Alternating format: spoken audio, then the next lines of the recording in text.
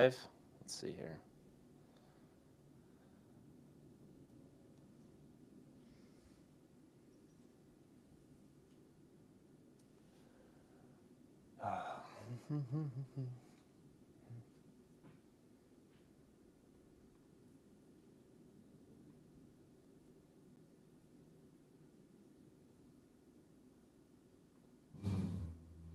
Okay, we are live. Hello and welcome to 1517's live podcast. This will be one of two. If you're watching now, we're going to do one at the end of the month. And these are in part to celebrate and promote our June podcast fundraiser. And the June fundraiser is an annual thing we've been doing at 1517 in order to support the podcasts because our shows are free to all listeners. We don't have a backlog or a paywall for that content, and it's also ad-free. We have completely uninterrupted conversations over on our podcast pages, and so in order to get support, we have to do fundraisers, and we have to ask listeners to support this show to keep that content free for everybody who listens and ad-free for those involved. And so we do this fundraiser every year. This year, we're going to add some pieces to that, which include these live podcasts. And so we've brought some of our hosts from across our shows. So today we have Kelsey Climbera, who hosts the Outside Ourselves podcast, which was actually our first direct-to-video podcast that we've done, and really, I think, kicked off this new wave of we're moving more and more content, podcasting content, to video, to platforms like YouTube that you're watching now.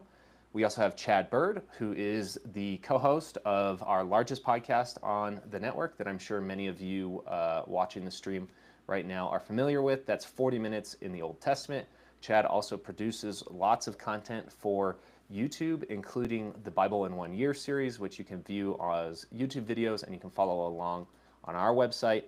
And then lastly with us is Adam Francisco, who hosts the Faith and Reason Exchange podcast, which is one of the newest shows at the 1517 Podcast Network. And he's also the longtime co-host of the Thinking Fellows podcast with myself and with my father, Scott Keith, and now with Bruce Hillman on that show as well, where we cover doctrine, history, and apologetics. So for today's live podcast, I'm just going to go around and we're going to kind of panel style ask some questions about the podcast that you guys do, the material that you do, and then we will also open this up. Maybe if there are questions down in the chat, we can pick up some of those if they show up. Sound good, guys? Sounds great. Cool. Sounds good. All right, we'll start with Chad. Chad, you primarily do Old Testament content at 1517, though it's not the only thing you do.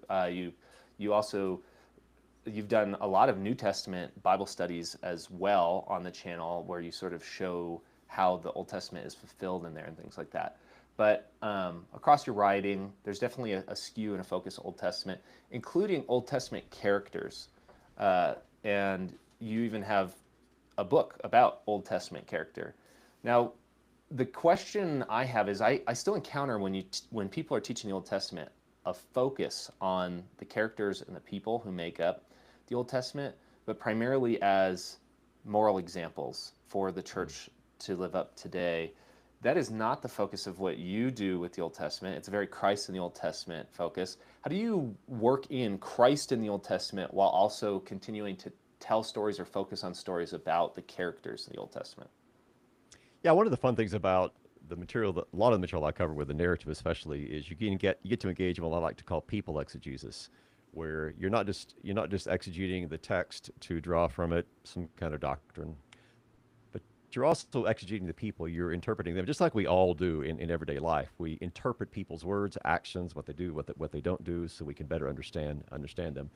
So part of what you're doing when you're interpreting these narratives, such as the life of Jacob or the life of Joseph, whoever it might be, is you're viewing their lives as you interpret them from a law gospel perspective. So you see a lot of law in the sense of you see how they fail.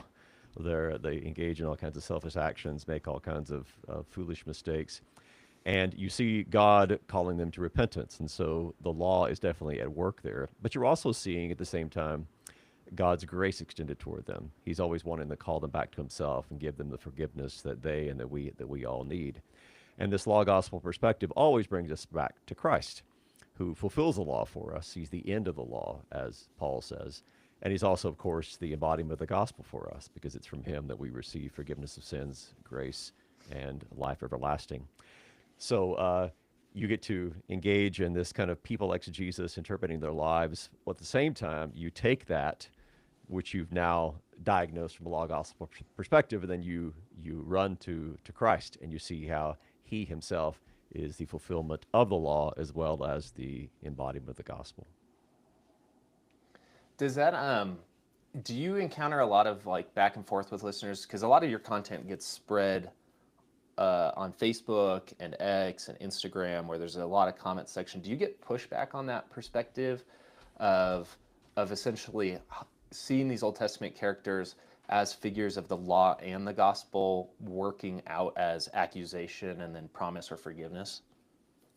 Yeah, I mean, I certainly get pushback from some folks for all different reasons. Um, there are quite a few folks that are coming from more of a Hebrew roots perspective, where they understand that the Mosaic law is still at least partially applicable to us, and so they will, for instance, participate in the Old Testament feast and observe some of the other dietary laws of the Old Testament. So I get a lot of pushback from folks in those circles, as well as just kind of, I think more than pushback, I get astonishment from a lot of folks who have never heard the Old Testament like that. They're like, oh, I think I'm beginning to understand it now. I think I'm beginning to appreciate it now, because many of these people, and myself included, when I was raised with a very moralistic hermeneutic, very moralistic approach to the Old Testament, where, be like that good guy, don't be like that bad guy. And a lot of people have imbibed a lot of this stuff from youth onward. So when you open their eyes to a more law gospel, Christ centered perspective, it's actually a refreshing change for them. And so a lot of feedback I'll get will be, this is new to me. I like this. I want to learn more about this. And so it becomes an opportunity for them to really get more interested in the Old Testament and want to actually explore this collection of books, which before to them maybe was just confusing or just seemed inapplicable to their lives.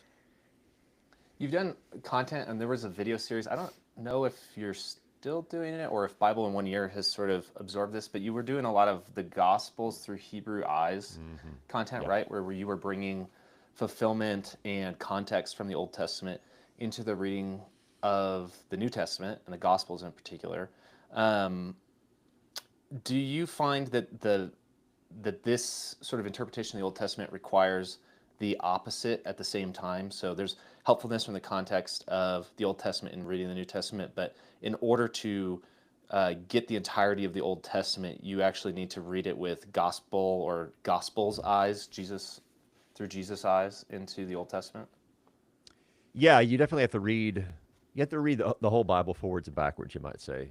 So you hear when you're reading Genesis, for instance, you hear the whisper already of the end goal, and then when you're reading Revelation, you hear the shout already of that reverberates all the way back to Genesis. So you're kind of reading forwards and backwards, and the Gospels in particular, I think, are the prism through which you properly understand the Old Testament in its full implications.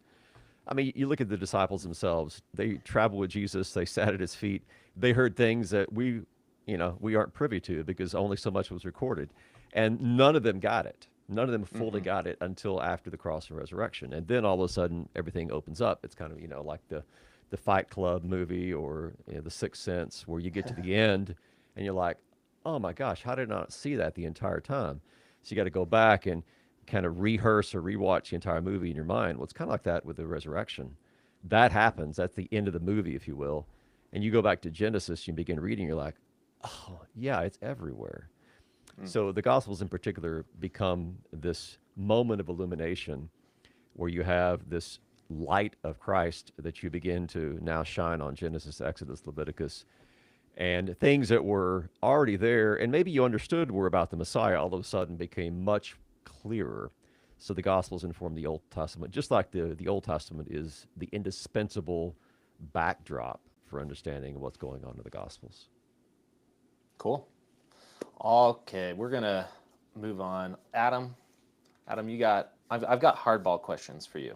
Okay, so you do faith and reason exchange, and if people don't know it, too, you also are, you're backed into the corner on Thinking Fellows of having to answer like the apologetics framed questions, even though everybody else can take a swing. We like pinning that pressure on you.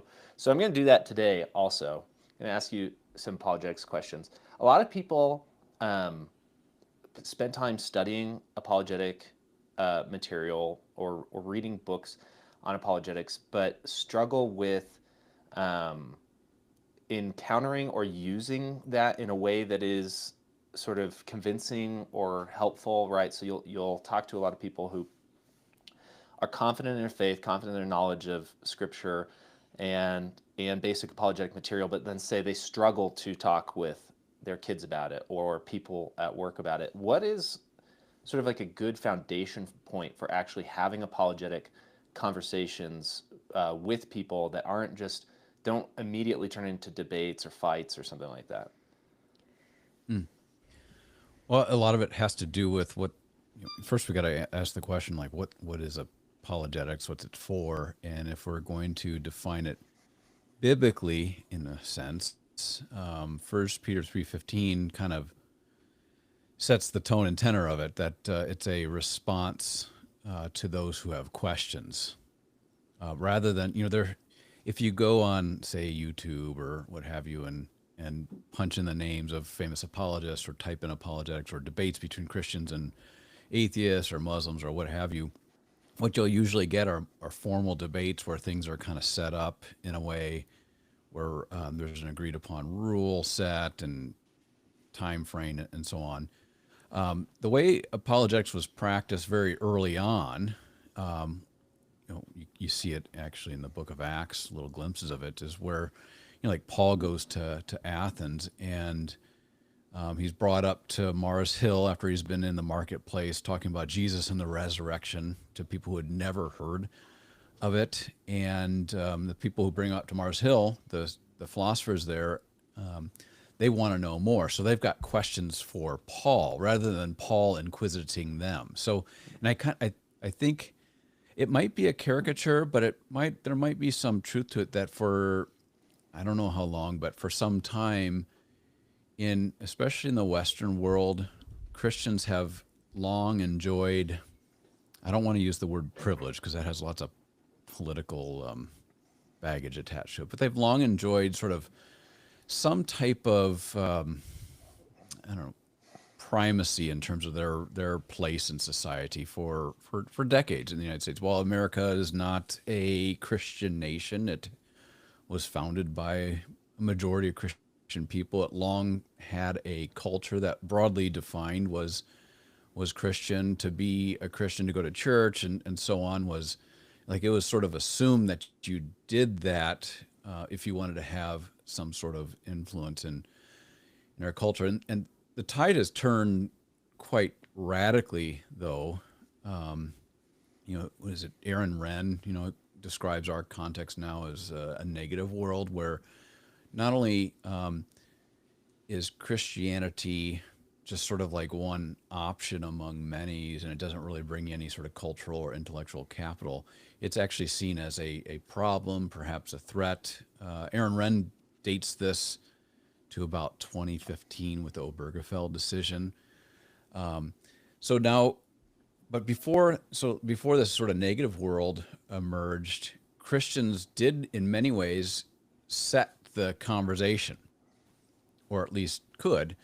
Nowadays, the conversation is brought to Christians, and it seems, whether this is right or wrong is a totally different question, but now the burden of proof, so to speak, is on Christians. And in addition to that, when Christians are speaking with, whether it's their college-age children or their neighbor, I think we've got to understand that our neighbor who might be, they might be an agnostic or some other religion or a spiritualist or something like that, they're asking, they have questions maybe criticisms of Christianity that are, while we might consider them kind of old hat, maybe foolish, something learned from like a conspiracy theory on YouTube or the Discovery Channel or something like that, they're still important questions for them. And so, in terms of like real practical apologetics, it's vital that Christians do a lot more listening to figure out like what the real question is somebody has of Christianity, rather than assuming that maybe your neighbor who maybe describes himself as a Muslim, that exactly how they're thinking about things, because we live in a pretty wild world where people are cobbling together beliefs and they have all sorts of identities that are sort of a mishmash of this, that, and the other thing, and so those sort of canned answers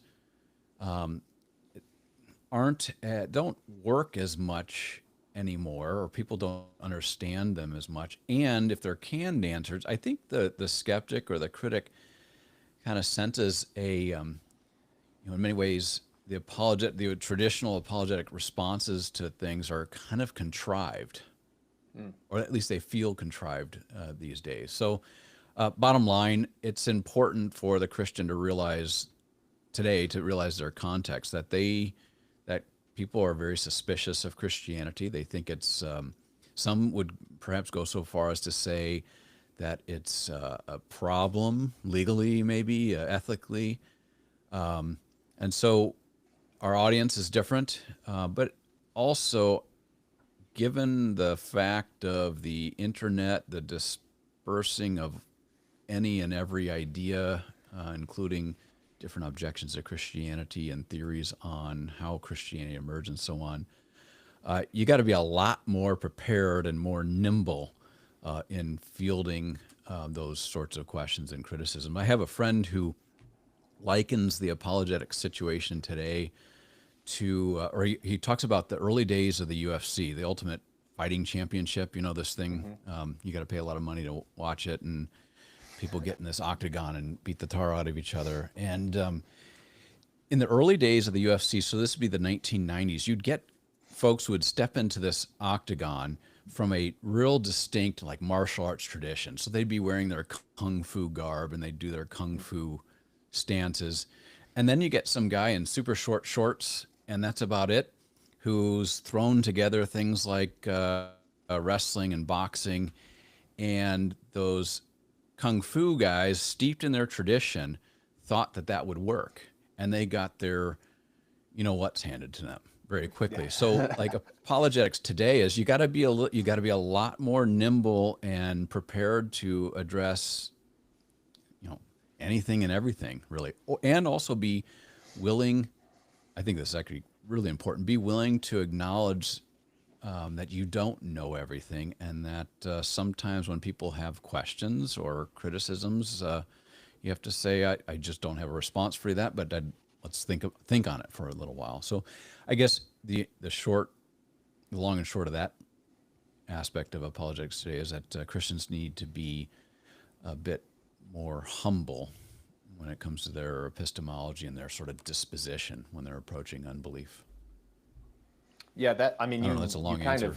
It is, but you led into what was going to be my follow-up question, which sort of had to do with preparedness, right? Because you can encounter Christians too who can't really see a positive role for apologetics in Christianity when we confess things like the Holy Spirit and the preaching of the word is what is efficacious to create and sustain faith. And so then apologetics sort of can be lumped into this category of trying to argue people in the faith, not trusting the Holy Spirit, or understanding that God works where He pleases. But in reality, it's sort of a tool both ways, where I've never met a Christian who hasn't at some point answered an apologetic question because they've been asked a question about the faith from somebody who is skeptical, from somebody who is doubting, or maybe even a Christian who is doubting or doesn't understand something. And so then when you engage in this, sometimes it's just a level of Christian education, which is, why would you want any pastor or lay person to be constantly stumbled by questions about Christianity? even if you're not confessing that apologetics is out here being the cause of faith, which, those of us at 15, 17 really aren't. Yeah, on that, I've I'm not the oldest person. I'm not as old as your dad. But Okay. I have never encountered over almost 30 years now of in the apologetic sort of arena, even among those whose theology would be described as maybe decision theology, I've not encountered an apologist who would suggest that you can persuade somebody of not just, I mean, you can persuade somebody of the fact of the crucifixion, the fact of the empty tomb, and so on. But, and I think everybody would be agreed there, even like the most hardened modernists would agree to that. I mean, the devil himself knows that Jesus died on a cross and the tomb was empty on Easter morning. And so you can persuade somebody of that. But I don't know a single apologist from any tradition who would say that you can go further and persuade them that it's true for them, and that, and in a way strong arm them into a what we might call a saving faith. So I get a little, now that I am a little older, I'm a little grumpier with those who object to the task of apologetics based on that sort of objection. Also, it really flies in the face with the exhortation that all Christians be prepared always to give a reason for the hope within them to those who ask. So, I could go, as you know, Caleb, I could go on and on about this, so I better stop. No, I think part of it is just every Christian has and does answer questions about the faith pretty regularly, whether it's to their family, whether it's to friends. If you're a pastor, maybe it's just to parishioners. Maybe it's not to unbelievers, but it's parishioners who are bringing material and attacks on their faith or attacks on their ears to you and to the church or whatever. And so that, that command to always be prepared is a good one. And it's a gift from God because he understands what this life is going to look like, and that Christians are in constant dialogue with each other and with non-Christians, and that we still live in this world. So it makes sense that you have to be prepared. All right, Kelsey. Yeah. I've got. And, there's something I've been reflecting on. Oh, go ahead, Adam. Go ahead. Go ahead. Well, I was just going to add one more thing that I forgot to mention earlier. I've been reflecting on Jude. Is it 120? I think it is. You're actually reading the Bible. Me? Just kidding. Yeah, yeah. It exhorts Christians to be merciful to those who doubt. To deal confidently with those who are like actual apostates seeking to undermine the faith. Yes, but to those who doubt, who are skeptical of a point or another, to walk with them. I think it's important for Christians to remember that, especially like you mentioned, like within a household. Let's say you've got a young person, a child that has questions about Christianity, and you're having dinner. The response to them is probably not yelling at them. Not probably not, but shouldn't be like getting angry with them, but just asking like, so what is it you have questions about? Having that more of that kind of a posture is of the essence, especially today. Yeah. I mean, I prefer the other way. I prefer, a Deus Vult, God wills it, let's go on crusade, but that's just not helpful. I'm just kidding there too. But all right. Well, maybe you should read Jude a little more before we go on crusade. All right, Kelsey. Now it's your turn. Now that Adam's done. Finally. Done talking. Finally, yeah. Your show, for people who haven't watched it yet, but if they're watching this live stream, they're probably familiar with it because we also put clips up on the regular 1517 YouTube channel as well. Is primarily an interview show, right? So you've interviewed people from within the 1517 Thinking Fellowship. You've interviewed lots of different authors. You've interviewed some more popular Christians out there, or people with other types of online and in-person ministries who are unrelated to 1517. And it covers like a huge breadth of topics. You've done everything to a debate on your channel about a doctrine in the Lutheran Confessions. Yeah. to talking to probably somebody who's never even like doesn't even know what the Book of Concord is, and was talking about sort of how Christians could respond to today's sort of mental health crises and Mm. things like that. So a big band. Since you have so many people from backgrounds across Christianity coming in interviewing, but 1517's mission is pretty narrow one in the sense that we try to bring everything back to the particular proclamation of the death and resurrection of Christ for you for the forgiveness of sins. How do you manage that task across interviews that have such a wide range of topics and such a wide range of guests who really don't agree on every point of doctrine or teaching?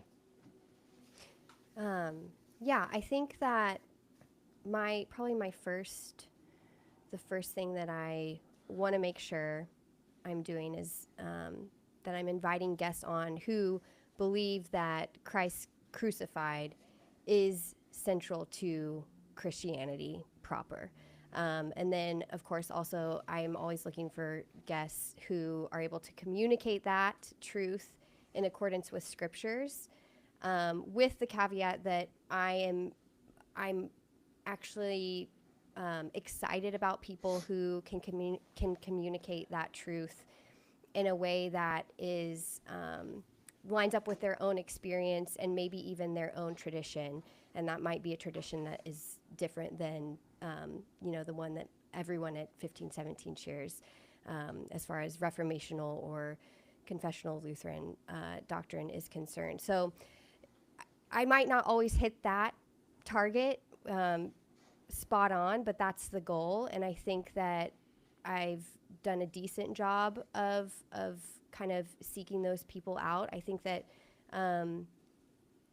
it can only strengthen your own core convictions. And I know that this is true for myself after doing this for almost 3 years. When you come up against people who confess the same faith, the same Christianity, and yet are communicating that in a slightly different way, because it makes me stop and think: is that true? Do I believe that? Is this like a new way to think about it?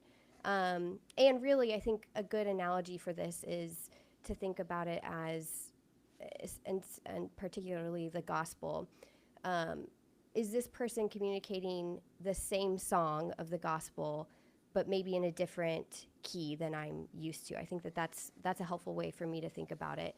We want it to be the same gospel always, but I'm personally okay with people communicating that in a slightly different key than I might be comfortable doing. Yeah, and for people too who don't know, who haven't maybe scaled the website, I you have a lot of practice shaping that voice too, because you're the general editor for the blog at 1517 Right. as well, and so I mean you're constantly reading material from like a ton of different authors all Right. the time, right? Who maybe have disagreements and stuff like that, and so uh, honing that voice of how do you still edit an article or pick articles or communicate with an author or somebody you're interviewing to get on message or on brand is important. What's the Mm-hmm. biggest um, what's been the biggest takeaway from interviewing people for the last, it's going on 3 years, right? Uh, I think so. Yeah. I think what it's about is 3 years. there's a lot of interview shows today, right? Like the most popular podcasts in the world are interview podcasts. Mm-hmm. Um, what do you think the benefit that people are getting out of that is, and do you think there's anything particular as to why Christians should continue to try to hone this medium as well? Do you mean specifically what's the takeaway from my show? And then what do you Or think? just interview this sort of type of interview content where like I'm thinking like why not just Oh, yeah, do a sure. video of you talking Right. about that subject, or why not bring that person into the studio and just let them monologue Right. about Yeah. whatever topic there is there an advantage to actually having these interview form discussions that you Yeah. think?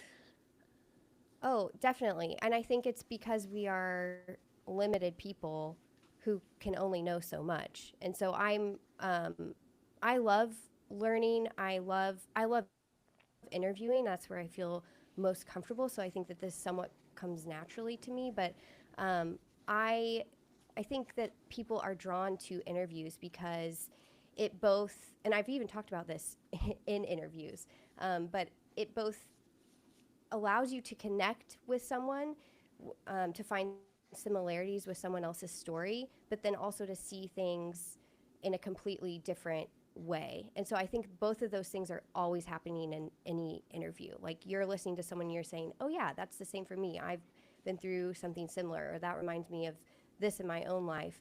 And then they might say something where you're like, oh, wow, I've never thought about that way.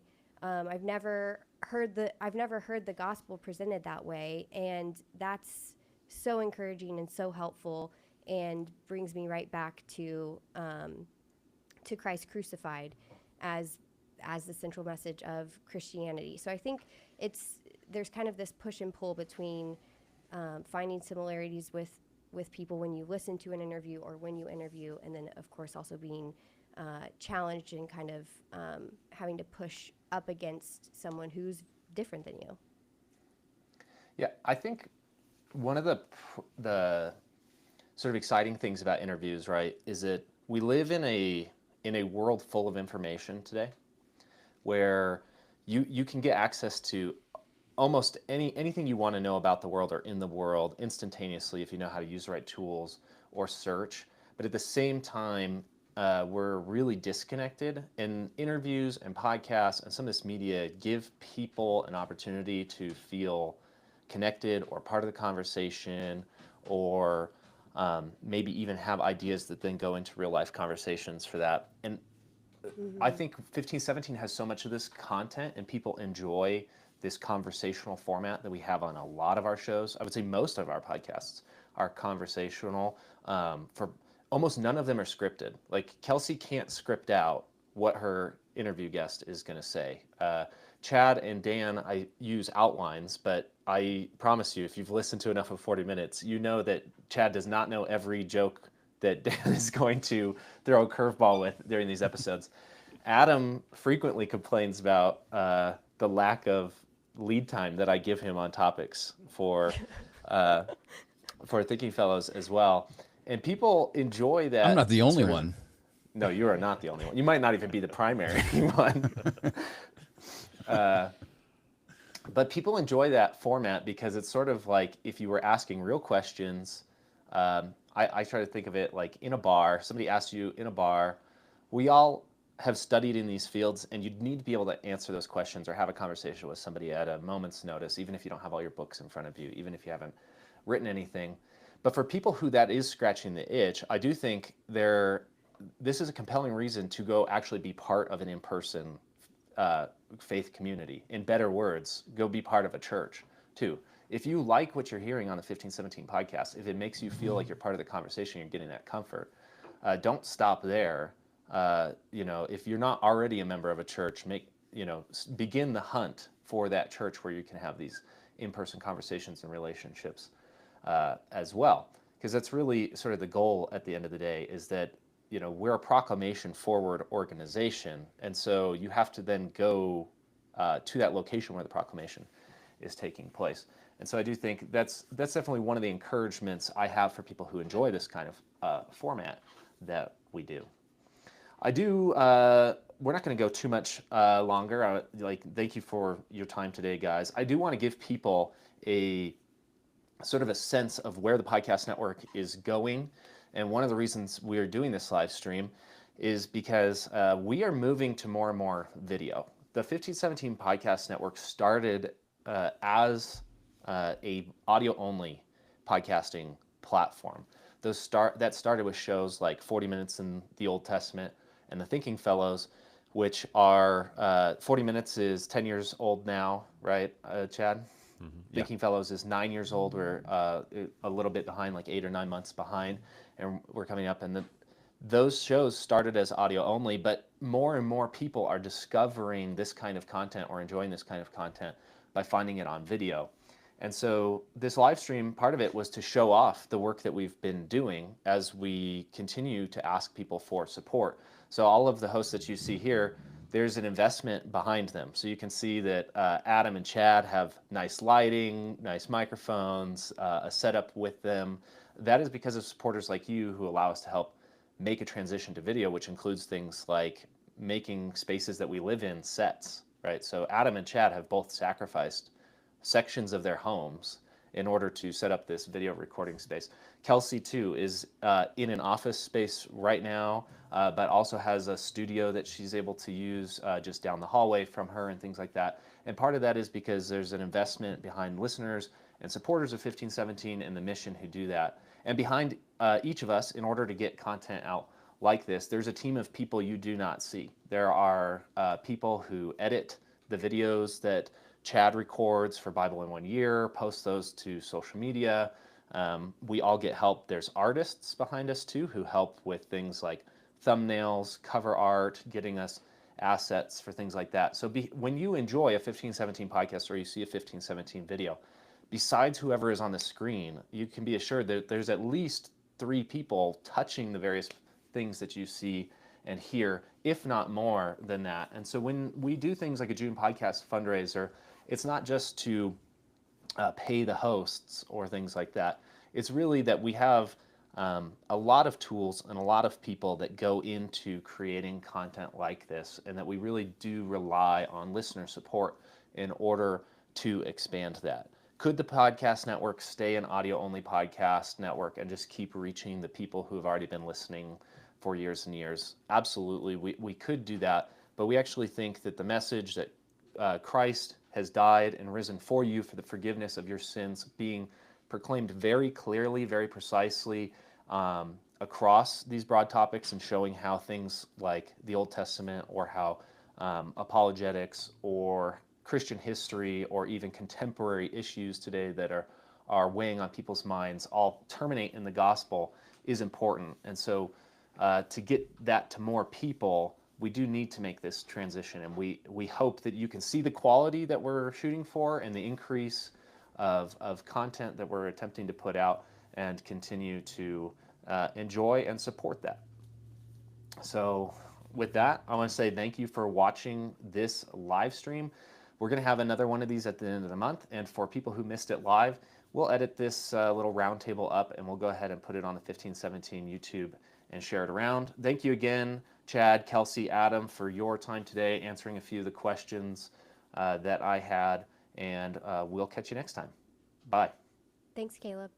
Thanks.